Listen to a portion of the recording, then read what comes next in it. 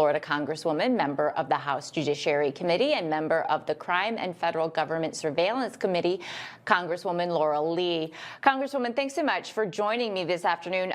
Where to begin? Let's begin with the president's actions, the president calling for a Iran nuclear deal. In his first administration, he got out of JCPOA. That deal was negotiated by Barack Obama. He said it was a bad deal. So what might this look like from President Trump 2.0? Well, I think we all understand that a nuclear Iran is not an appropriate or acceptable thing for their neighbors in the region and even for us as Americans. We need to be sure that nations who have that kind of destructive capability aren't going to use it and aren't going to harm innocent people. And I think what President Trump has done is demonstrate his strength as a world leader. He also recognizes that doing incrementally that which we shouldn't do at all isn't an answer either. He is exactly the kind of strong, respected leader who is going to be able to come up with a reasonable solution that respects other nations, but also ensures that we are keeping ourselves and our allies safe. So I am very encouraged to see him re-engaging in this process and expect his leadership is going to do the region an awful lot of good. This is breaking news right now. The Trump administration has canceled a $400 million grant to Columbia University. I'm not sure the reasons why. It could be because of their anti-Semitic protests. It could be because of their DEI policies and the implementation of those. What do you think of Donald Trump's actions to hold these universities accountable to his agenda and his executive orders? It is essential that we begin holding these universities accountable. In the House over the last year, we've seen time and again some of these universities allowing students to be run roughshod by others who are acting, frankly, there's a huge distinction in First Amendment expression and behavior that is fundamentally criminal, either the destruction of property and buildings or assault or intimidation of other students. And some of these universities have just abysmally failed to protect the rights of other students, particularly Jewish students, but any student whose family is paying tuition for them to come and get an education should be safe. They should be uninterrupted. They should be able to walk freely around campus. And, what we've seen is that the leadership has failed to take actions to ensure the safety and security and learning environment of all students. So it's entirely appropriate that federal taxpayer dollars, that federal government support to these universities is predicated upon them doing their jobs, taking care of their students, and being good stewards of government money. You're absolutely correct. And Columbia University's $400 million cancellation in grants and federal contracts was because of the school's continued inaction in the face of persistent harassment of Jewish students. We've already seen the president and the administration, use green cards and student visas if they're siding with Hamas, siding with terrorists, and are not here for the betterment of their education and the betterment of America. They need to be sent home.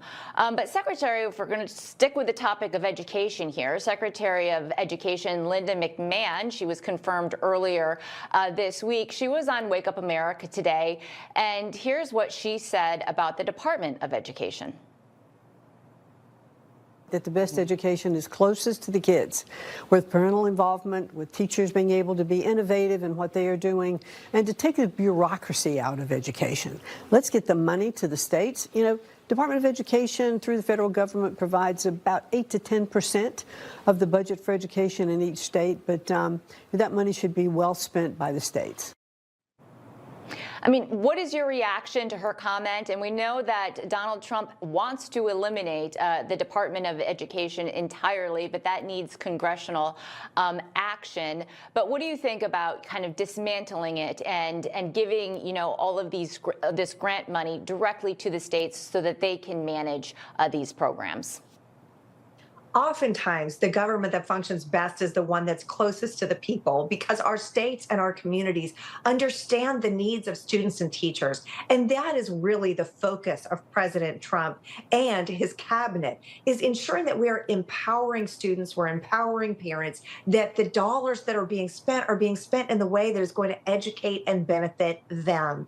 And what we've seen over the years is that the Department of Education is it's not improving learning outcomes, and a lot of those dollars are being spent on basically building layer upon layer of bureaucracy. So it is entirely possible that we could maintain some of those critical programs. It will support students, make sure that they are getting the resources they need, make sure that they're getting the guidelines or the support or best practices, tools that we can share with districts around the country, but eliminate the parts of that department that are not successful or that aren't adding value to our children in the classroom. So what I suspect we'll see is that some of the responsibilities or elements of the Department of Education may be a proposal to move them other places when it comes to things like curriculum or even the best practices or suggestions that we might be making down to our communities, but to empower our local communities, parents,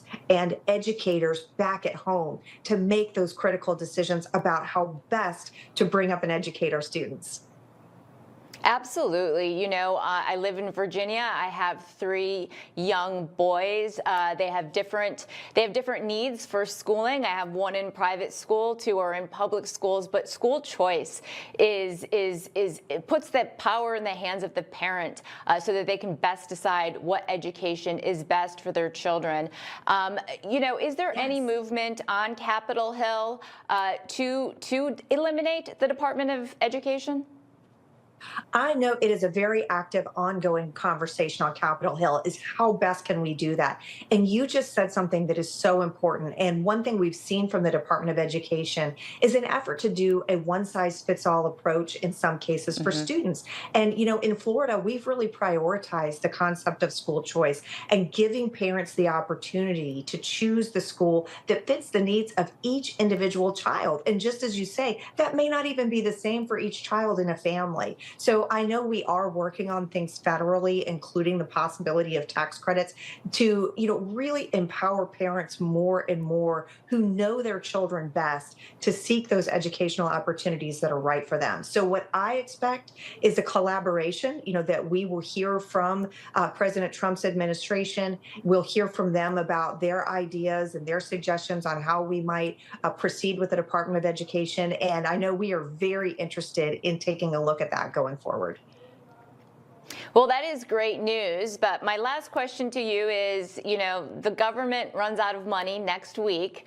I know Speaker Johnson wants to pass a continuing CR, but he's going to need everyone within the GOP on board to make this happen. Democrats are aiming for actually a government shutdown. Will this happen next week? What should we expect? I am very optimistic because what we have seen is both President Trump and Speaker Johnson very clearly talking about their strategy and their plan as it relates to a continuing resolution.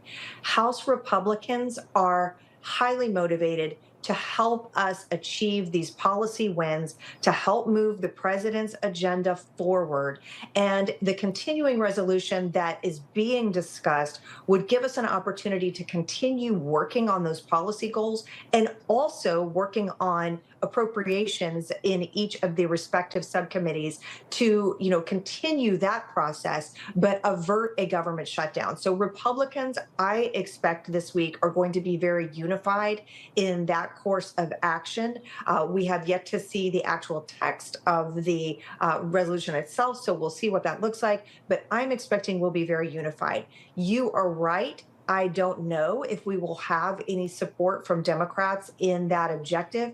But, that would be, shutdown would be a very damaging thing. So I certainly hope that they join with us in an approach that will ensure that we can both cut the spending, get America back on the correct fiscal trajectory, but also avoid shutting down our government. All right, Congresswoman Laurel Lee, thank you so much for joining